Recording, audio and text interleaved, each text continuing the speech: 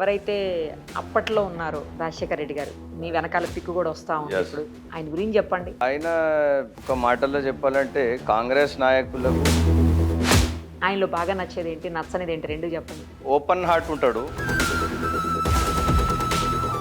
మీకు అసలు పాలిటిక్స్లోకి రావడానికి ఇన్స్పిరేషన్ ఎవరు? రాజశేఖర రెడ్డి గారు.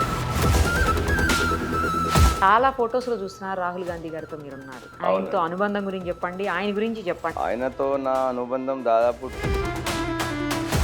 అంటే మనసున్న నాయకుడు, వెరీ సిన్సియర్. ప్రస్తుతం మనతో పాటు ఉన్నారు సయ్యద్ బర్హానుద్దీన్ గారు. ఆయన ఎవరో తెలుసా? కాంగ్రెస్ సీనియర్ లీడర్, అంతేకాదండి కర్ణాటక స్టేట్ అబ్జర్వర్గా కూడా ఉన్నారు ఆయన. సో ఒక్కసారి ఆయనతో మాట్లాడదాం, చాలా విషయాలు ఆయన అడిగి ఇప్పుడు తెలుసుకునే ప్రయత్నం చేద్దాం. నమస్తే అండి సయ్యద్ గారు. నమస్తే. ఎలా ఉన్నారు? బాగున్నారా? బాగున్నాను. నేను బాగున్నాను, మీరు కూడా బాగున్నారా? బాగున్నాను. ఎలక్షన్స్ అయిపోయి హ్యాపీగా మీ గవర్నమెంట్ వచ్చేసింది, ఇంకేంటి హ్యాపీయే కదా? హ్యాపీగా ఉన్నాము. రెండు రాష్ట్రాల్లో మీరున్న అబ్జర్వర్గా ఎక్కడ ఉన్నారు, అక్కడ కూడా కదా. Yes, so happy. హ్యాపీ. ఎలా ఉంది మీ పాలన అనుకుంటున్నారు? పాలన ఇప్పుడు యాజ్ ఇట్ ఈస్గా అయితే అందరు చెప్పే విధంగా అయితే బాగానే ఉందని చెప్తున్నారు. కానీ గ్రౌండ్ లెవెల్లో కొన్ని రియాలిటీస్ డిఫరెంట్గా ఉన్నాయి. కాబట్టి ఇప్పుడు మా కొత్త ఇన్ఛార్జ్ మీనాక్షి నటరాజన్ గారితో కూడా టైం తీసుకున్నాను, ఆమెకు అన్ని వివరిస్తాను. మరి కర్ణాటక, ఎందుకంటే అక్కడ మీరు అబ్జర్వర్. కర్ణాటకలో ఆల్ గ్యారంటీస్ చాలా మంచిగా అమలు అవుతున్నాయి. మా దగ్గర చాలా సీనియర్ నాయకుడు, ఇంతకు ముందు కూడా ముఖ్యమంత్రిగా పనిచేసిన సిద్ధరామయ్య గారు ఉన్నారు. Is a very able statesmen. So he has been successful in implementing all the guarantees which were promised in Karnataka. So ఇప్పుడు ఎప్పుడు కలవబోతున్నారు మీనాక్షి గారిని? మీనాక్షి గారితో maybe next week after Eid appointment తీసుకున్నాను. సో హెడ్ క్వార్టర్లో కలిసి అన్ని డీటెయిల్స్ వివరిస్తాను. యాక్చువల్లీ పాలిటిక్స్ అనగానే ఎదురుగుండా స్క్రీన్ ముందు కనిపించే వాళ్ళే పాలిటీషియన్స్ అనుకుంటారు, కానీ బ్యాక్గ్రౌండ్ లో ఇంకా చాలా మంది వర్క్ చేస్తుంటారు మీకులాగా. చాలా మంది వర్క్ చేస్తారండి, వందల మంది వర్క్ చేస్తారు. దానిలో మళ్ళీ మెయిన్ ఫీల్డ్ లో కూడా కొంతమంది వస్తారు. Correct correct. ఆలవార్ కృష్ణ అని, he was behind the curtains for a very long time. I have also worked with him. I was observer for Andhra Pradesh United AP ఉన్నప్పుడు, రోషయ్య గారు ముఖ్యమంత్రి ఉన్నారు అప్పుడు. ఇప్పుడు ఆయన తెర మీదకి వచ్చి he is now general secretary incharge Bihar. ఇప్పుడు నెక్స్ట్ ఇయర్ ఎలక్షన్స్ ఉన్నాయి కాబట్టి రాహుల్ గాంధీ గారు పర్సనలీ ఆయనను అపాయింట్ చేశారు. నన్ను ఎలా అయితే బిజాపూర్లో అపాయింట్ చేశారో, బీజాపూర్ కాకుండా మళ్ళీ బాగల్కోట్ డిస్ట్రిక్ట్ కూడా పర్సనలీ ఆయన జనరల్ సెక్రటరీ గారికి చెప్పి, ముఖ్యమంత్రి గారికి చెప్పి, ఈ appointment me as incharge for Bagalkot also. So అది జరిగింది మా లోక్సభ ఎలక్షన్స్ లో. నాకు తెలిసి మీరు చాలా సీనియర్, ఆల్మోస్ట్ ఎన్ఎస్యుఐ కూడా పనిచేసినట్టు. ఎన్ఎస్యుఐ యూత్ కాంగ్రెస్ 2006 లో ఉన్నానండి. 2007 I was appointed as youngest censor board member. Censor board member గా ఉన్నాను. 2 years కదా? 2 years, 2007 to 2009. అప్పటి ముఖ్యమంత్రి డాక్టర్ రాజశేఖర రెడ్డి గారి రికమెండేషన్ మీద union minister doctor Priyanandan Das Munshi గారు నన్ను అపాయింట్ చేశారు. ఇప్పుడు వాళ్ళ వైఫ్ కూడా రీసెంట్లీ మన దగ్గర ఇన్ఛార్జ్ ఉన్నారు, జనరల్ సెక్రటరీ ఇన్ఛార్జ్ తెలంగాణ చేశారు, దీపాదాస్ మున్షి. దీపాదాస్ మున్షి గారి హస్బెండ్ ఆయన. He was X youth Congress president 1983. He was union minister INB ఆ రోజుల్లో నన్ను అపాయింట్ చేసినప్పుడు. అప్పుడు నా ఏజ్ 24 years. చాలా చిన్న ఏజ్ లో. చాలా చిన్న ఏజ్. మీరు ఎలాగూ సెన్సార్ బోర్డుకి చేశారు కాబట్టి ఒక క్వశ్చన్ అడుగుతా మిమ్మల్ని. అప్పుడు సెన్సార్ బోర్డు ఎలా ఉండింది, ఇప్పుడు ఎలా ఉండింది, మీకు ఏమైనా డిఫరెన్స్ కనిపిస్తుందా? అప్పుడు అంటే మేమున్నప్పుడు ఒక అంటే నాకు గుర్తుంది, ఒకటి మంత్రా సినిమా ఒకటి ఇచ్చాను నేను సర్టిఫికెట్, మన చార్మి గారు హీరోయిన్ దానిలో. సో దానిలో ఆల్మోస్ట్ ఒక 8 to 9 కట్స్ ఇచ్చాను నేను వద్దని. సో అప్పుడున్న విధానాలు ఇప్పుడున్న విధానాలు చాలా డిఫరెన్స్ ఉంది. ఇప్పుడు అసలు ఎవరు కేర్ చేయట్లే. There is a lady member, 3 members ఉంటారు, 2 gents, ఒక లేడీ అండ్ ఐఏఎస్ ఆఫీసర్ ఒకడు ఉంటాడు. థియేటర్ లో ఎవరు ఉండరు. అప్పుడు కూడా లేడీ ఉన్నారా? అప్పుడు కూడా lady. Compulsory there should be 1 lady member in each and every preview. Okay. So ఇప్పుడైతే ఆ కట్లేమో లేకుండా డైరెక్ట్ ఇప్పుడు మామూలుగానే ఇస్తున్నారు. అంటే ఆ స్ట్రిక్ట్నెస్ లేదు. అప్పుడు మేమేందంటే పార్టీ మాకు అపాయింట్ చేసింది కాబట్టి హిందూ ముస్లిమ్స్ లో ఎలా, అప్పుడు ఆవకాయ బిర్యానీ అని ఒక సినిమా నేనే ఇచ్చాను, అది కూడా. దానిలో కూడా శేఖర్ కమ్ముల గారు సినిమా అది. దానిలో హీరోయిన్ అజా అయ్యే టైంకి అరే చీచి చీచి అంటాడు ఆ హీరోయిన్ వాళ్ళ ఫాదర్. ఆ సీన్ మొత్తం కట్ చేశా. సో ఇప్పుడు అంతా అంటే ఆ రోజుల్లో పార్టీ అపాయింట్ చేసింది కాబట్టి we use to be very careful. And రేపటి రోజు మనం ఏదైనా సినిమా ఇస్తే చక్ ద ఇండియా కూడా ఇచ్చాను నేను. Yes, I was EC member. Executive committee మెంబర్గా ఉన్నప్పుడు. సో నంబర్ ఆఫ్ పదవుల్లో పనిచేసాము. పార్టీ హైకమాండ్ ఎప్పుడు దీవెన మాకుంది. ఓకే. ఇంకేమన్నా మూవీస్ గుర్తున్నాయి అలా మీరు ఇచ్చినవి కట్ చేసినవి? కట్ చేసినవి మన 'మంత్రా' సినిమా ఒకటి గుర్తుంది. ఆవకాయ బిర్యానీ శేఖర్ కమ్ముల గారిది. అండ్ యాక్చువల్లీ ఫస్ట్ సినిమా మా స్కూల్ ప్రిన్సిపల్ గీతాకరణ్ గారిదే ఉండే. అవునా? Children's film. దానికి ఒకటే కట్స్ ఇవ్వలే. చిల్డ్రన్స్ కదా? Children's film. That Okay. Was U certificate, అది అన్రెస్ట్రిక్టెడ్ పబ్లిక్ ఎంట్రీ. యూ అంటే అదే కదా? Yes, there is no restriction, everybody can go and watch. So అయితే మీరున్నప్పుడు చాలా చాలా విధానాలు చేంజ్ తీసుకొచ్చాం అండి అప్పుడు. Even I spoke to the chairman also. Anupam Kher గారు చైర్మన్ ఉన్నారు అప్పుడు ముంబైలో. హిందీ యాక్టర్. హిందీ యాక్టర్ అనుపమ్ ఖేర్ గారు. So I use to discuss with him regularly. He was very supportive in all these things. చాలా చేంజెస్ తీసుకొచ్చాం మేము. కానీ ఇప్పుడు అంటే నేను పర్సనల్ అయితే చూడలే, కానీ ఇప్పుడు చూస్తున్న సినిమాలని బట్టి అయితే ఆ విధానాలు, ఆ స్ట్రిక్ట్నెస్ లేదు. లేదు. Lot of changes of come. ఒకవేళ ఇక్కడేమన్నా కట్లు చేస్తే అవి ఓటీటీలోకి వెళ్ళిపోతాయి మళ్ళా. ఎస్, ఇప్పుడు ఆప్షన్ ఉంది కదా? ఆప్షన్ OTT ఉంది. option అప్పుడు ఉంది. ఆప్షన్ లేదు. అవును. అంటే మేము ఒక్కసారి రాసేస్తే either you should mute it అంతే. Or cut it. కట్ చేయాలి, ఏదో ఒకటి చేయాలి. ఏదో ఒకటి చేయాలి. అప్పుడు చాలా మేము మ్యూట్ కూడా చేసాం. సో ఇప్పుడు మీకు అంటే అప్పుడున్న పరిచయం ఎవరైతే అప్పట్లో ఉన్నారో రాజశేఖర రెడ్డి గారు, మీ వెనకాల పిక్కు కూడా వస్తా ఉంది. Yes. ఇప్పుడు ఆయన గురించి చెప్పండి. ఆయన ఒక మాటల్లో చెప్పాలంటే కాంగ్రెస్ నాయకులకు దేవుడు ఆయన. అంతేనా? ఒకటే మాట సింపుల్, దేవుడు. ఒకటే మాట దేవుడు. మా కోసం అయితే దేవుడే. ఉమ్. కోట్లాది మంది ఆంధ్ర రాష్ట్ర ప్రజల కూడా ఆయన దేవుడే. రెగ్యులర్ గా కలుస్తుండేవాళ్ళ? Yes, regularly. ఆయనలో బాగా నచ్చేది ఏంటి, నచ్చనిది ఏంటి, రెండు చెప్పండి. ఓపెన్ హార్ట్ ఉంటాడు. ఏది అనిపిస్తే అది చెప్పేస్తాడు. ఒక పని తీసుకోపోయినాం, సార్ ఇది ఉంది అంటే అయితే అవుతుందని చెప్తాడు. లేకపోతే క్లియర్ గా ఓహో. ఇది చేయలేమమ్మా అంటాడు. But he tries to help each and every person. పార్టీలో చాలా మంది నాయకులు పేర్లు చెప్పలేను, కానీ ఈ రోజు ఎమ్మెల్యేలుగా ఉన్నారు, అప్పుడు ఎమ్మెల్యేలుగా లేరు. వాళ్ళు చిన్న స్థాయి నాయకులు. వాళ్ళందరినీ ఎన్ని కేసులున్నా ఏమున్నా అందరినీ తీసుకుపోయి ఒక స్టేజ్ లో కూర్చోబెట్టిన నాయకుడు ఆయన. ఇప్పుడు అలాంటి నాయకుడు లేడు అసలు. ఫ్యూచర్ లో కూడా వచ్చే ఛాన్సెస్ కూడా లేవు. ఈ వాజ్ వెరీ, అంటే పొద్దున్న 4 o'clock 4:30 ఒక్కొక్క టైం వెళ్తుండే మేము.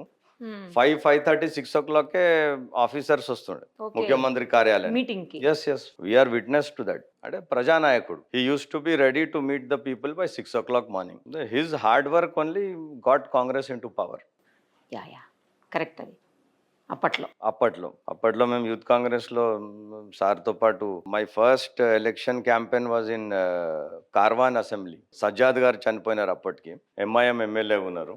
బై ఎలక్షన్ వచ్చింది. దానిలో రాజశేఖర రెడ్డి గారితో జీప్ లో ఉన్నా నేను. ఓ. That was my first public meeting to be attended by doctor YS Rajasekhara Reddy గారు. అప్పటికైనా ముఖ్యమంత్రి కాలేదు, ఓకే. Opposition leader. పిసిసి కూడా ఉన్నారేమో అప్పుడు. పిసిసిగా గుర్తులేదు, కానీ he was okay. Leader of opposition. We went for campaigning in Karwan assembly constituency. మంచి ఎక్స్పీరియన్స్, బాగా గుర్తుంది మీకు. నేను పాదయాత్రలో కూడా సార్తో ఉన్నాను. అవునా? ఎస్, పాదయాత్రలో కూడా ఉన్నాను. And like he was one type of గురువు అనమాట. ఆయన పోవడం వల్ల కూడా చాలా లాసెస్ అనుభవించాము. But he was the person who introduced me to Ahmed Patel గారు. ఎస్, అండ్ అనదర్ లాస్ ఆయన పోవడం, అహ్మద్ పటేల్ గారు. He was very close to me. Number of leaders మా దగ్గర నుంచి చాలా మందిని కల్పించాను నేను ఆ రోజుల్లో. మీకు అసలు పాలిటిక్స్ లోకి రావడానికి ఇన్స్పిరేషన్ ఎవరు? రాజశేఖర రెడ్డి గారు. ఆయనే. ఎస్, చాలా ఫొటోస్ లో చూస్తున్నారు రాహుల్ గాంధీ గారితో మీరు ఉన్నారు. ఆయనతో అనుబంధం గురించి చెప్పండి, ఆయన గురించి చెప్పండి. ఎందుకంటే ఇప్పుడున్న చాలా మంది రాహుల్ గాంధీ గారు అంటే పెద్ద లీడర్ గా పనిచేయరని, ఎప్పటికీ మెర్జ్ అవుతారో తెలియదు, లేకపోతే ఆయన ఒక కంట్రీని నడిపించే అంత సత్తా లేదు అని ఇలా మాట్లాడుతూ ఉంటారు కదా. మీరు దగ్గరగా చూసుంటారు. అవును. ఆయన గురించి చెప్పండి. ఆయనతో నా అనుబంధం దాదాపు 2011 నుంచి ఒక టీం పిక్ చేశారు ఆయన. ఓకే. దానిలో నంబర్ ఆఫ్ పీపుల్, నా పేరు కూడా ఉంది దానిలో. ఆ రోజుల్లో సయ్యద్ అని it came in all news papers. Archives of ఇండియాలో కూడా మీకు ఆన్లైన్ లో కనిపిస్తుంది. అప్పుడు నన్ను ఈ జగన్మోహన్ రెడ్డి గారు అప్పుడు కొత్త పార్టీ పెట్టారు, వైఎస్ఆర్ కాంగ్రెస్ పార్టీ. సో దాని మీద నాకు స్పెషల్లీ ఆంధ్రప్రదేశ్ గురించి డీటెయిల్స్ తీసుకోవడానికి నాకు అబ్జర్వర్ గా ఇక్కడ అపాయింట్ చేశారు. అప్పుడు రోషా గారు ముఖ్యమంత్రి ఉన్నారు ఇక్కడ. రాజశేఖర రెడ్డి గారు చనిపోయి చాలా గ్యాప్ వచ్చేసింది పొలిటికల్ సిస్టమ్ లో. సో ఆ రోజుల్లో ఆయనతో బాగా క్లోజ్ గా పనిచేయడం జరిగింది. కంటిన్యూ దాని తర్వాత 14 వరకు కూడా పనిచేశాను ఆయనతో పాటు. భారత్ జోడో యాత్రలో కూడా I was awarded the best best certificate కూడా రాహుల్ గాంధీ గారు ఇచ్చారు నాకు. ఓకే. తీసుకురాలేనని కానీ మీ ఫొటోస్లో సర్టిఫికేట్ ఇస్తున్నది కనిపిస్తుంది ఓకే. ఏఐసిసి హెడ్ క్వార్టర్లో. So I travelled with him for Bharat Jodo Yatra. ఎంత డిస్టెన్స్ ట్రావెల్ చేశారు భారత్ జోడో యాత్ర? దాదాపు ఒక 400 కిలోమీటర్స్. మీరు కూడా ఎస్. రాహుల్ గాంధీ గారి గురించి ఇంకేం చెప్తారు? అంటే మనసున్న నాయకుడు, very sincere, completely non corrupt. అసలు కరప్షన్ అనేదే ఆయన మైండ్లో రాని సబ్జెక్ట్ అది. Is very sincere, he wants to work for the people. Knowledge కూడా ఏమి లేదు అని మాట్లాడుతుంటారు. లేదు, ఈజ్ వెరీ నాలెడ్జబుల్. అవునా? Yes, he is highly knowledgeable. ఇప్పుడు కొంతమంది మీడియేటర్స్, ఈ కొంతమంది లీడర్స్ పోయి అవి ఇవి చెప్పడం వల్ల థింగ్స్ కొన్ని చేంజ్ అవుతాయి, కానీ కొన్ని రాంగ్ స్టెప్స్ కూడా తీసుకున్నాడు ఆయన. మళ్ళీ ఆయన చేంజ్ చేసుకునే ప్లాన్లో కూడా ఉన్నాడు. ఓకే. అంటే he wants to learn every day. అంటే నాకే మొత్తం తెలుసు, నేనే ఫైనల్ డెసిషన్ అని అనుకోడు ఎప్పుడు. మనలాంటి వాళ్ళు పోయి ఏదని చెప్పినా రాసుకుంటాడు. ఓ. Yes, definitely. మామూలు ఎమ్మెల్యే ఎవరైనా పోయి చెప్పినా రాసుకుంటాడు. అన్ని నోట్ చేసుకొని ఆ తర్వాత దాని మీద ఎలా మళ్ళీ రిప్లై ఎలా చేయాలనేది, మళ్ళీ దాని సొల్యూషన్ ఎలా అనేది ప్లాన్ చేస్తాడు ఆయన. It may take some time, but he is a good thinker, he is a good listener. He wants to listen to people. But మీరు తెలియంది ఏముంది, ఇంకా రాజకీయాల్లో కొంతమంది అక్కడి వరకు వెళ్ళనియరు. అక్కడి వరకు వెళ్ళిన వాళ్ళ మీద ఈర్ష్య మళ్ళీ చాలా మంది ఉంటారు. ఇంకా మనం పేర్లు చెప్పలేం, కానీ అరే డైరెక్ట్ యాక్సెస్ ఉంది, ఎలా అయినా వీడిని రెప్యుటేషన్ పాడేయాలనే ఒక ఫీలింగ్తో కట్ చేసే ప్రయత్నం చేస్తారు. That is common in politics. Sonia Gandhi గారిని కూడా కలిసారు ఎప్పుడన్నా? లేదండి, కలవలేదా? రాహుల్ గాంధీ గారు రెగ్యులర్ గా కేసీ వేణుగోపాల్ గారితో రీసెంట్లీ జనవరిలోనే కలవడం జరిగింది. వేణుగోపాల్ గారితో తెలంగాణ మీద డిస్కషన్ కోసం పిలిపించారు. I discussed with him regarding next plans ఏమున్నాయి, how are the schemes being implemented and all. He gave a very good interview for me. తర్వాత మళ్ళీ రమ్మని చెప్పారు. ఈద్ తర్వాత మీనాక్షి గారిని కలవాలి కదా, అప్పుడే మళ్ళీ సార్ని కూడా కలుస్తాం. మీకు బాగా ఇష్టమైన పొలిటీషియన్ ఎవరు? అలా చెప్పాలంటే రాహుల్ గాంధీనే. అయితే ఒక్కసారి మీ ఫాదర్ గురించి నేను విన్నానండి, అలాగే మీ తాతగారి గురించి కూడా విన్నాను నేను. ఏంటంటే ఆయన మంచి డాక్టర్ అని చెప్పేసి, ఎవరికి ఏ అవసరం వచ్చినా కూడా పేదవాళ్ళ దగ్గర అయితే అసలు డబ్బులు కూడా తీసుకోకుండా సాయం చేసేవాళ్ళు అని చెప్పేసి. తర్వాత మీ ఫాదర్ వచ్చి మంచి ఎడ్యుకేషన్ అందించాడు, బుక్స్ కూడా చాలా రాశారండి. వాళ్ళిద్దరి గురించి చెప్పండి. మా తాతగారు late doctor Syed Latif garu. He was orthopaedic surgeon. He was an orthopaedic surgeon and he was superintendent Guntur medical college and King George hospital Visakhapatnam. రెండు చోట్ల సూపరింటెండెంట్ చేశారు. కంబైన్డ్ ఆంధ్రప్రదేశ్ లో ద టాప్ కాలేజెస్ కు సూపరింటెండెంట్ ఆయన. చాలా పేరు పొందిన ఆర్థోపెడిక్ సర్జన్. అంటే దోస్ డేస్ సౌత్ ఇండియాలోనే ముస్లిం ఆర్థోపెడిక్ సర్జన్స్ లేరు. ఏ ఇయర్ అండి అది? 1968 to 79. అంటే ఒక ముస్లిం డాక్టర్ ఉండి సూపరింటెండెంట్ కావడం అనేది అంటే ఎంత మెరిట్ ఉండాలి, అంతే కదా ఆ రోజుల్లో. ఇప్పుడే ఆర్థోపెడిక్ సర్జన్ అంటే ఆర్థోపెడిక్స్ చదవడం చాలా మంది ఉన్నారులేండి. ఇప్పుడు సీట్లు కూడా ఉన్నాయి. అప్పుడు టోటల్ ఆయన చదివింది Stanley medical college Madras MBBS. Lucknow నుంచి ఎంఎస్ చేశారు. అప్పుడు అసలు ఎంఎస్ సీటే లేదు, ఒకటే రెండో సీట్లు మన దగ్గర అంతే. ఆ రోజుల్లో he was visiting professor also orthopaedics. చాలా పేదవాళ్ళకి చాలా మంది గుంటూరులో డాక్టర్ సయ్యద్ లతీఫ్ గారు అంటే ఎవరని చెప్తారు, బ్రాడీపేట్. ఇప్పుడు కూడా సూపర్. ఫాదర్ అండి? ఫాదర్ డాక్టర్ సయ్యద్ ఇక్బాల్ అహ్మద్ గారు. He was professor. No, he is a PhD in mathematics. He was author for so many books. చాలా బుక్స్ రాశారు. Mathematics, engineering. ఇప్పుడు హైటెక్ పబ్లిషర్స్ ఎవరైతే JNTU చదువుతున్నారో అది కూడా మా నాన్నగారి బుక్కే. Present doctor Syed Iqbal Ahmed, hitech publishers mathematics. He was dean of university of Tabuk, Saudi Arabia also. He is a famous mathematician and ఆయన అప్పట్లోనే he was ranker, university 8th ranker ఆయన.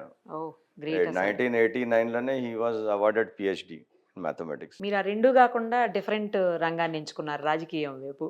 అంటే అప్పుడు రాజశేఖర రెడ్డి గారితో ఉండే ఏదో ప్రజలకు సేవ చేయాలా ఆ థింకింగ్ తో వచ్చాము. ఇంకా దానిలో కష్టాలు ఎదుర్కొంటూ ఇక్కడ వరకు వచ్చాము సింగల్ గా. ఏదైనా కష్టం లేకుండా ఫలం రాదులేండి. ఎస్, మంచి రిజల్ట్ రావాలంటే స్పీడ్ బ్రేకర్స్ ఎక్కడైనా ఉంటాయి. మరి నేను ఇప్పుడు ఒక క్వశ్చన్ అడుగుతాను మిమ్మల్ని, మరి మీరు ఖచ్చితంగా ఆన్సర్ చేయాల్సిందే ఇది. ఎందుకంటే మీ ఫ్యామిలీ బ్యాక్గ్రౌండ్ వింటుంటే చాలా మంచిది. నేను ఆల్రెడీ విన్నాను, ఇప్పుడు మీరు చెప్పిన దాన్ని బట్టి చూస్తే ఇంకా తెలిసింది నాకు, చాలా మంచి బ్యాక్గ్రౌండ్. మరి ఇలాంటి మంచి బ్యాక్గ్రౌండ్ నుంచి వచ్చినటువంటి మీ మీద చాలా రకరకాల కేసులు అయ్యాయి. తర్వాత ల్యాండ్ గ్రాబింగ్ చేశారని చెప్పేసి, నెక్స్ట్ ఏమో అటెంప్ట్ టు మర్డర్ చేశారని చెప్పేసి, ఇట్లా రకరకాల కేసులు మీ మీద రిజిస్టర్ అవటం మీరు అరెస్ట్ కూడా అయ్యారు. అవును. ఎందుకు మరి మీరు ఎందుకు ఇలా చేయాల్సి వచ్చింది? ఎందుకు అసలు ఆ కేసులన్నీ ఎందుకు మీ మీదకి వచ్చాయి అట్లా? This all started from civil dispute. మొయినాబాద్లో ఒక 6 ఎకరాల భూమి గురించి ఒక మనిషి by the name of Afroz Baig అనే మనిషి నా దగ్గరికి అప్రోచ్ అయ్యాడు. Okay. Since I'm an advocate, అవును. మీరు కూడా అడ్వకేట్. నేను కూడా అడ్వకేటే హైకోర్టులో. అయితే నా దగ్గరికి అప్రోచ్ అయ్యి ఒక లీగల్ ఇష్యూ గురించి నాతో మాట్లాడాడు. ఓకే. నాకు ఈ ల్యాండ్ ఉంది, ఇలా ఉందంటే అప్పట్లో ఉన్న అంటే అడ్వకేట్ గా మీ దగ్గరికి వచ్చాడు, yes, పొలిటీషియన్ గా కాదు. Only for legal advice. Right right. అంటే ఇప్పుడు పబ్లిక్ కి చూపించేది వేరే, పోలీస్ వాళ్ళు స్టోరీ వేరే ఉంటది. నా దగ్గరకు వచ్చినప్పుడు ఈయన వచ్చింది ఎవరి ద్వారా, ఒక మనిషి సాదిక్ అని, మొహమ్మద్ సాదిక్ అనే మనిషి ద్వారా వచ్చినాడు. ఈ మొహమ్మద్ సాదిక్ ఎవడంటే మనకు ఒక తెలిసిన వల్ల ఫ్రెండ్. వీడు ఎవడో మనం తెలుసుకోకుండా మనం వీడు ముందుకు అంటే తీసుకుపోయి మీ కామన్ కామన్ ఫ్రెండ్. ఓకే. అప్పటికి నాకు తెలియదు ఈ మొహమ్మద్ సాదిక్ మీద ఒక 8-10 ఎఫ్ఐఆర్లు ఉన్నాయట. అంటే ఈజ్ అ నోటెడ్ చీటర్.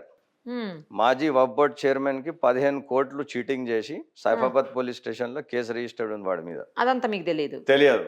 తర్వాత నాకు ఒక కామన్ ఫ్రెండ్ చెప్పినాడు, అరే వీడితో ఎందుకు కలిసినావు, వీడు వక్ఫ్ బోర్డ్ ఆస్తి కూడా నాంపల్లిలో కబ్జా చేసుకొని ఆ ఏషియన్ హోటల్ అని నడిపిస్తాడు.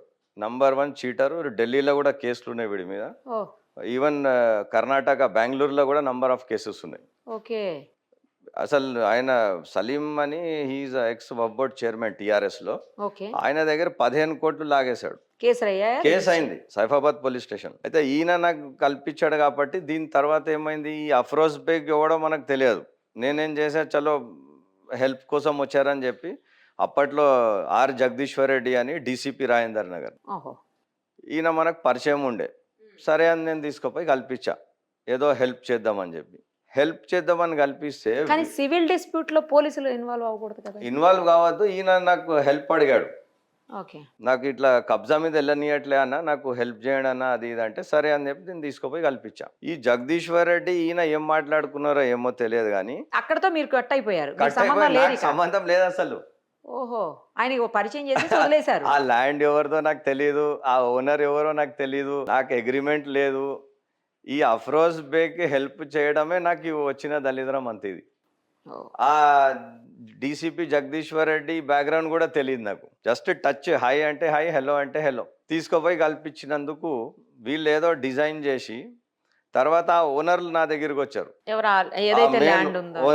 ఓనర్ ఆయన బర్కత్ అని, వాళ్ళు నా దగ్గరికి వచ్చారు. వచ్చి అన్న ఇట్లా ఉందంటే నేను చెప్పా, బాబు నేను ఆల్రెడీ ఇట్లా కల్పించేశాను, మీరు కూర్చొని అవుట్ ఆఫ్ కోర్ట్ సెటిల్మెంట్ చేసుకోండి అయ్యా, మీరు ఇవన్నీ కొట్లాటలు నాకు సంబంధం లేదని పంపించేసా. ఇక వీళ్ళు ఏమనుకున్నారో ఏమో కానీ నేను వీళ్ళతో కలిసిపోయినాను అనుకుని ఫస్ట్ ఎఫ్ఐఆర్ చేసింది రాజేందర్ నగర్ పోలీస్ స్టేషన్.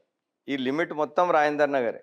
ఈ ఫస్ట్ ఎఫ్ఐఆర్ చేసింది 557 ఆఫ్ 2023 ఎఫ్ఐఆర్ నంబర్. దానిలో ఈ షకీల్ అనేవాడు నాకు 40 లక్షలు ఇచ్చిడని చెప్పి ఎఫ్ఐఆర్ చేశారు. ఈ ఎఫ్ఐఆర్ అయ్యాక ఈ డీటెయిల్స్లోకి వెళ్ళాను నేను, అసలు ఏంటనేది చూసి నేను హైకోర్టు అప్రోచ్ అయ్యాను. హైకోర్టు అప్రోచ్ అయితే హైకోర్టు ఆర్డర్ ఏమి ఇచ్చిందంటే, ఆన్ పెరూసల్ ఆఫ్ ద రికార్డ్ అసలు 420A సెక్షన్ దీనికి వర్తించదు. 420 is not attracted to the allegations. ఎందుకంటే అది మీది కాదు కదా ప్రాపర్టీ, మీరు ఎలా డబ్బులు తీసుకుంటారు? అసలు మామూలుగా హైకోర్టుకి వెళ్ళినప్పుడు, ఆశ్రయించినప్పుడు మనము హైకోర్టు మెరిట్స్ లోకి వెళ్ళదు. నేను యాంటిసిపేటరీ బెయిల్ అప్లై చేస్తే అసలు ఆ సెక్షన్ క్వాష్ చేసింది హైకోర్టు. 420 506 పెట్టారు నా మీద, 420 506 కూడా పెట్టారు, 420 క్వాష్ చేసింది. అంటే యాంటిసిపేటరీ బెయిల్ టైంలోనే 420 క్వాష్ చేయడం అనేది it was a slab on the face of the police. ఇది అవ్వగానే నేను అజ్మీర్లో ఉన్నప్పుడు attempt to murder case book చేశారు. నేను లేను అసలు ఇక్కడ, నేను అజ్మీర్ దర్గాలో ఉన్నా. దానిలో 2 కేసులు అయినాయి, 51 ఎఫ్ఐఆర్ ఒకటి, 156 ఒకటి. నా రిమాండ్ రిపోర్ట్ లో కూడా ఈ పోలీసు వాళ్ళు రాశారు. 51 ఎఫ్ఐఆర్ లో 8 మంది పేర్లు ఉన్నాయి, నా పేరు లేదు. 156 ఎఫ్ఐఆర్ లో మాత్రం నాది A5గా యాడ్ చేశారు. అంటే illegally, it is a fake case very clearly. High court accept చేసింది. హైకోర్టులో నేను ఇమీడియట్ యాంటిసిపేటరీ బెయిల్ అప్లై చేస్తే స్టేషన్ బెయిల్ ఇచ్చింది హైకోర్టు. హైకోర్టు క్లియర్ మెన్షన్ చేసింది, ఈయన ఇక్కడ లేడు, A5 is not present here at the time of alleged offence, he is in Ajmer. ఈ టికెట్స్, ఈ బోర్డింగ్ పాసు, ఇది హోటల్ బుకింగ్, ఒకవేళ ఇవి తప్పు ఉంటే police can come again to the high court and cancel the bail. 2023లో ఇచ్చిన బెయిల్కి వీళ్ళు ఇప్పుడు వరకు క్యాన్సిల్ చేయపిల్లే. అంటే దాని మీనింగ్ ఏంటి? Everything is correct. నా టికెట్లు, నా హోటల్ బుకింగ్ తప్పయి ఉంటే ఆహా! These people would have approached the honourable high court and cancelled my bail. నేను బెయిల్ మీద ఉన్నప్పుడు అన్‌వారంటెడ్ అరెస్ట్ చేసి మళ్ళీ 10వ రోజు బెయిల్ ఇచ్చింది కోర్ట్. 10థ్ డేనే బెయిల్ ఇచ్చింది. అది కూడా ప్రాసెస్ టైం పట్టింది అంతే. సెషన్స్ కోర్ట్ బెయిల్ ఇస్తూ దానిలో క్లియర్‌గా సెషన్స్ జడ్జి గారు చాలా మంచి ఆర్డర్ ఇచ్చారు. In the said circumstances the petitioner can be granted relief of anticipatory bail since he was not there at the time of alleged offence and he was far away in Rajasthan. Hence the court is giving time to surrender at Moinabad police station అని ఇచ్చింది. హుహు. మే 2023లో ఇచ్చింది. తర్వాత 2 years తర్వాత వీళ్ళు unwarranted arrest చేసి మళ్ళీ కస్టడీకి వేశారు ఒక పిటిషన్. కస్టడీ కావాలంట 2 ఇయర్స్ తర్వాత వీళ్ళకు. అయితే అదే సేమ్ జడ్జ్ కేసులోనా? Same case. ఓహ్! జడ్జి గారు వెరీ క్లియర్లీ దాని తర్వాత ఏం రాశారంటే the order of honourable high court which is filed by counsel for accused shows that honourable high court had granted anticipatory bail to the accused on the submission that at the time of offense the accused was not present in Hyderabad. Expiry తర్వాత there has been no submission on this regard by the prosecution అని dismiss చేసింది. Police వాళ్ళ పిటిషన్ని court dismiss చేసింది. హ్మ్. So ఇవన్నీ ఏంటంటే కాన్కాక్టెడ్ stories. ఇది కాకుండా ఒక మూడో కేసు మీకు చెప్తాను. అనిల్ తివారీ అనే ఒక దొంగ, వీడి క్రిమినల్ హిస్టరీ ఇది. వీడితో ఒక మైలార్దేపల్లి పోలీస్ స్టేషన్లో ఒక కేసు బుక్ చేశారు. ఇన్ని కేసుల్లో ఉన్నాడు. ఇది criminal profile. This fellow is a thief. This fellow is one of the complainant ఈ కేసులో. హ్మ్. అంటే మీరు అదేం కేసు మళ్ళా? ఇది ఏదో 20 లక్షలు మనకి ఇచ్చినట్టు ఏదో ల్యాండ్ గురించి. ఓహో! సేమ్ ల్యాండ్‌కా? వేరే ల్యాండ్. ఓహ్! ఆ ల్యాండ్ ఏదో నాకు తెలియదు అసలు. ఫస్ట్ టైం ఆ ల్యాండ్ గురించి చూశాను. ఈ అనిల్ తివారీ గారి మీద ఆల్రెడీ కేసులు ఉన్నాయి. నంబర్ ఆఫ్ కేసెస్ ఉన్నాయి అనిల్ తివారీ మీద. వీడు నాకు 20 లక్షలు ఇచ్చినట్టు రాస్తున్నాడు. ఆ ఎఫ్ఐఆర్ చూస్తే అసలు జడ్జి గారు ఇప్పటి వరకు ఛార్జ్ షీట్ యాక్సెప్ట్ చేయలే.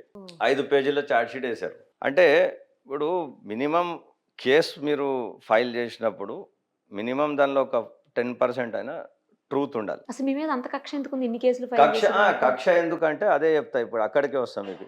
ఈ జగదీశ్వర్ రెడ్డి అప్పుడు ఏదైతే డీసీపీ ఉన్నాడో ఆయన మీద నేను లోకాయుక్తలో ఎఫ్ఐఆర్ చేశా. ఎందుకు?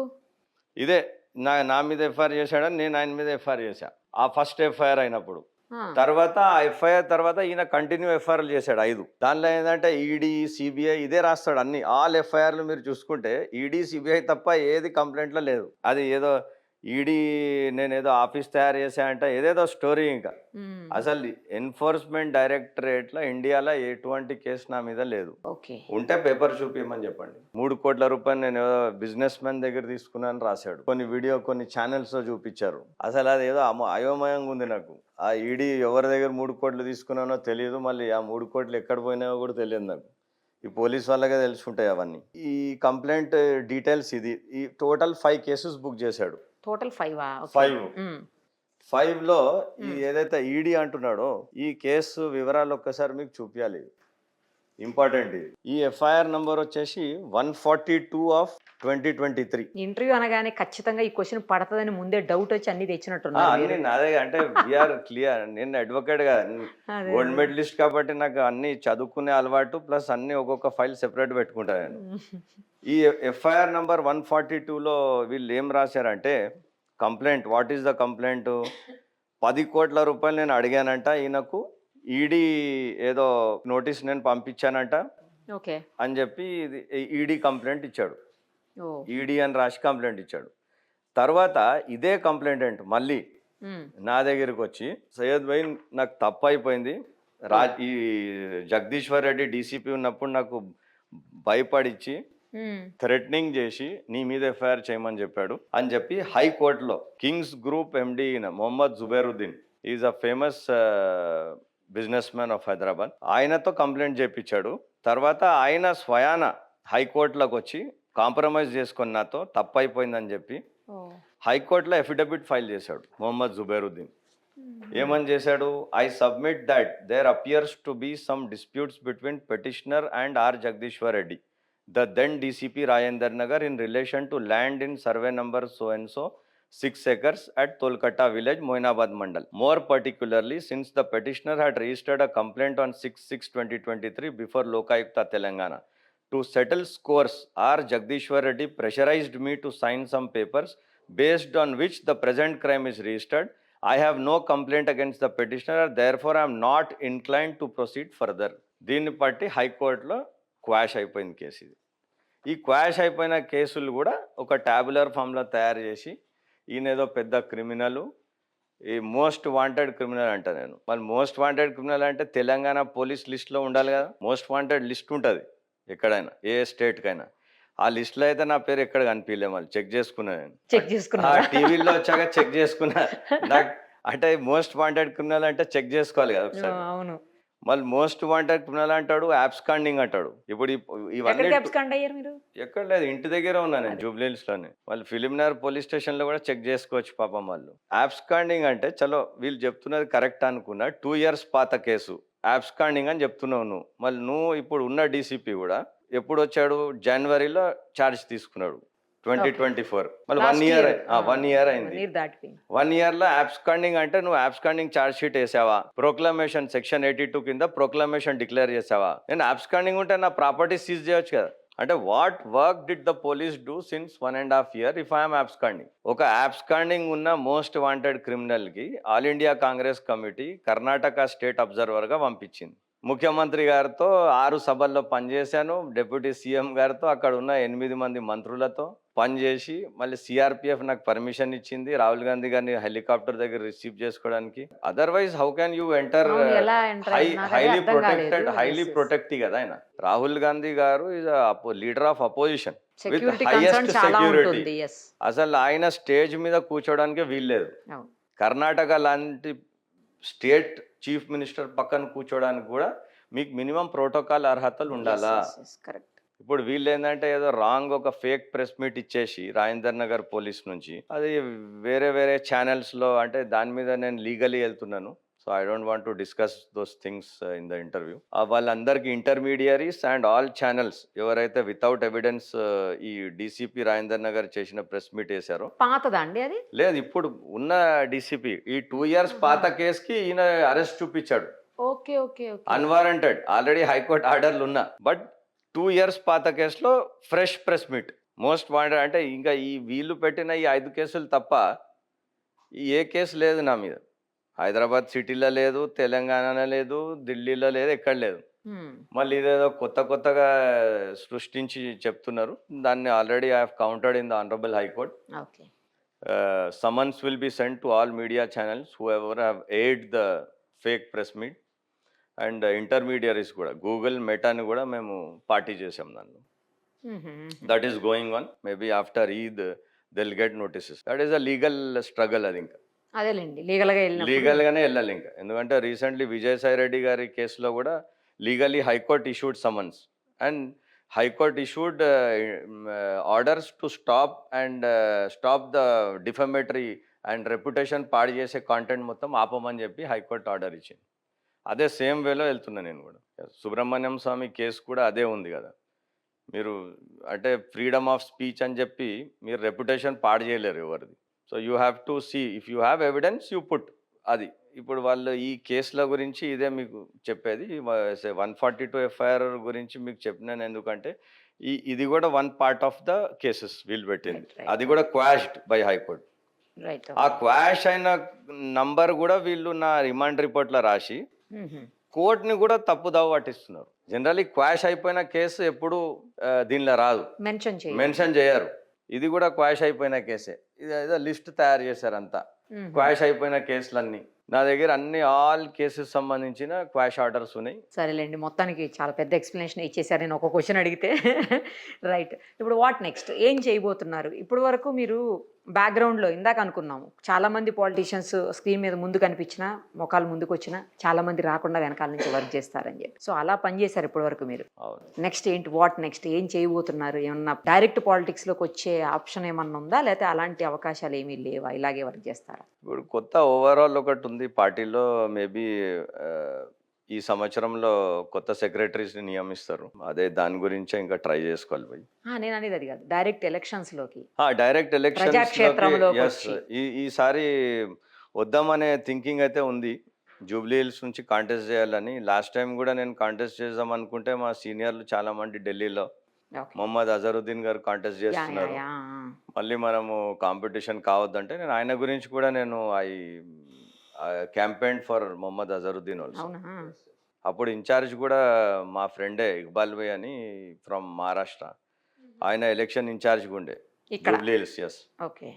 Is one. అంటే ఒక్కొక్క కాన్స్టిట్యున్సీకి ఒక్కొక్క అబ్జర్వర్‌ని ఏస్తారా? అంటే లేకపోతే స్టేట్ మొత్తానికి ఎమ్మెల్యే ఏస్తారా? కాన్స్టిట్యున్సీకి సెపరేట్ ఉంటారు. హ్మ్.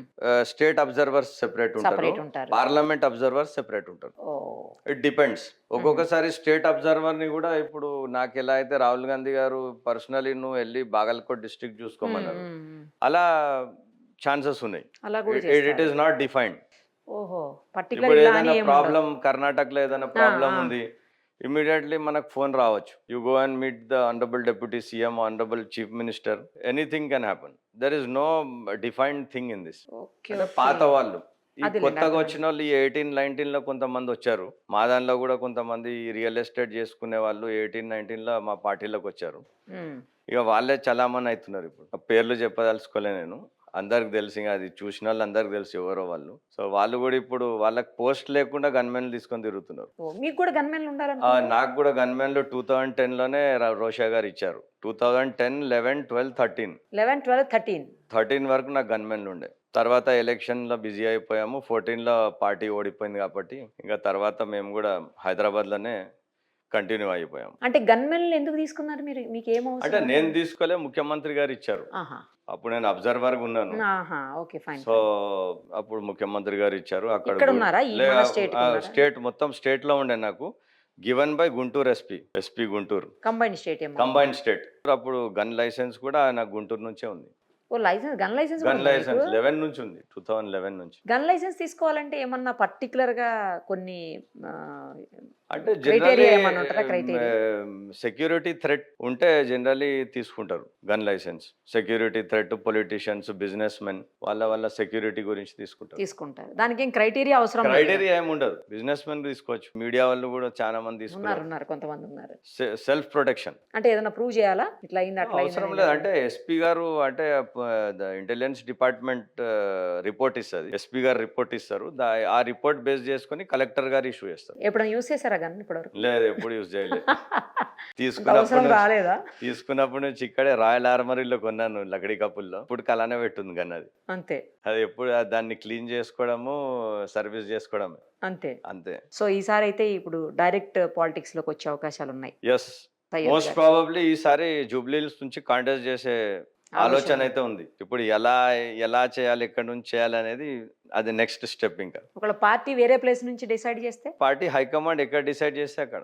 ఇప్పుడు వరకు ఆలోచన లేకుండే, ఇవన్నీ కొత్త అలిగేషన్స్ వచ్చాక ఇప్పుడు కంపల్సరీ వెళ్ళాలనే ఫీలింగ్ ఉంది. ఎందుకు? దానివల్ల ఏంటి యూజ్? అంటే మనం ఎప్పుడు మనకు ప్రొజెక్ట్ చేసుకోలే మనల్ని. వి నెవర్ ఇన్నేళ్ల నుంచి ప్రొజెక్టెడ్. ఉన్నా కూడా పార్టీలో. ఇప్పుడు రీసెంట్లీ చూస్తున్నారని 18, 19లో వచ్చిన ఈ ఎవరైతే రియల్ ఎస్టేట్ మీడియేటర్స్ పార్టీలోకి వచ్చారో వీళ్ళు ఎక్కడ పడితే అక్కడ ఫోటోలు పెట్టుకుంటున్నారు. ఈ మన ఫ్లెక్సీలు. 2006 నుంచి మరి మీరు పెట్టుకోవచ్చుగా? నేను పెట్టుకోలే, నాకు అలవాట్లేదు అసలు. నేను ఎప్పుడు ఈ మీడియాలోకి రాలే. I never entertain that plexus system. నేను ఇప్పుడు కూడా 2, 3 సార్లు అడిగాను మిమ్మల్ని ఇంటర్వ్యూ కోసం. మెయిన్ మీ మీదున్న అలిగేషన్స్ కోసం అవును. అంటే బట్ మీరు నో అన్నారు కదా. నిరుపమ గారు, ఒకటే నేను సింపుల్ చెప్పేది, all these allegations were pre planned. Elections లో డైరెక్ట్ పాలిటిక్స్ లోకి వచ్చేసి డైరెక్ట్ ఎలక్షన్స్ లో పార్టిసిపేట్ చేద్దాం అనుకుంటున్నారు. మరి ఇప్పుడు ఇవన్నీ మీకు ఏమన్నా ఇబ్బంది కలిగించే అవకాశాలు ఉంటాయేమో ఒకసారి ఆలోచించవలసింది. మామూలుగా పొలిటీషియన్స్ మీద 70-60 కేసులు ఉంటాయి. అమ్మో! అంటే అన్ని కేసులు ఉంటాయి కానీ పాలిటిషియన్ అవరా ఏంటి? అంటే జనరల్లీ అంటే ఈ ఫాయిస్టెడ్ కేసెస్ ఉంటాయి మేడం. ఇవి these are all false cases. అసలు ఒక్క కేసులో కూడా మీకు ప్రూఫ్ ఏమి ఉండదు, ఎవిడెన్స్ ఏమి ఉండదు. ఇవన్నీ హైకోర్టులో కొట్టేసే కేసులు ఇవి. దీని గురించి పెద్ద ఆలోచించే అవసరం లేదు. అంటే 2 years నుంచి ఛార్జ్ షీట్ వేయలే అంటే మీరు అర్థం చేసుకోవాలి. మామూలుగా 90 days టైం ఉంటుంది ఛార్జ్ షీట్కి. ఒకవేళ వీళ్ళు చెప్తున్నట్టు ఎవరైనా ఆబ్స్కాండింగ్ ఉన్నా సుప్రీంకోర్టు ఆర్డర్స్ ఉన్నాయి, సుప్రీంకోర్టు జడ్జ్మెంట్స్ ఉన్నాయి. You can file charge sheet if some absconding person has clear involvement in the crime. అది కూడా చేయవచ్చు. ఓకే. కాబట్టి ఇవన్నీ ఫేక్ కేసెస్. ఇవి ఇలాంటి ఇంకో 10 కేసులు పెట్టుకున్నా మనకేం పెద్ద ప్రాబ్లం ఏం లేదు. అవన్నీ హైకోర్ట్స్ అండ్ కోర్ట్స్ చూసుకుంటాయి. I have maximum belief in the honourable courts. I will get clear of all these things. మరి ఇక ప్రజాక్షేత్రంలోకి రావాలంటే మీరు ప్రజలతోటి రెగ్యులర్గా టచ్లోనే ఉండాలి, వాళ్ళతో మమేకం అవ్వాలి. ఇప్పుడు అదే స్టార్ట్ చేయాలా నిరుపమ గారు, ఇప్పుడు అదే స్టార్ట్ చేస్తా. I want to start it of immediately. And అదే జూబ్లీ హిల్స్ నియోజకవర్గం నుంచే కాంటెస్ట్ చేసే ప్రోగ్రామ్ ఉంది ఈసారి. So maybe after Eid I plan things. All the very best అండి. తప్పకుండా మీరు ప్రజాక్షేత్రంలోకి వచ్చిన తర్వాత మళ్ళీ కలుద్దాం. డెఫినెట్లీ. Thank you.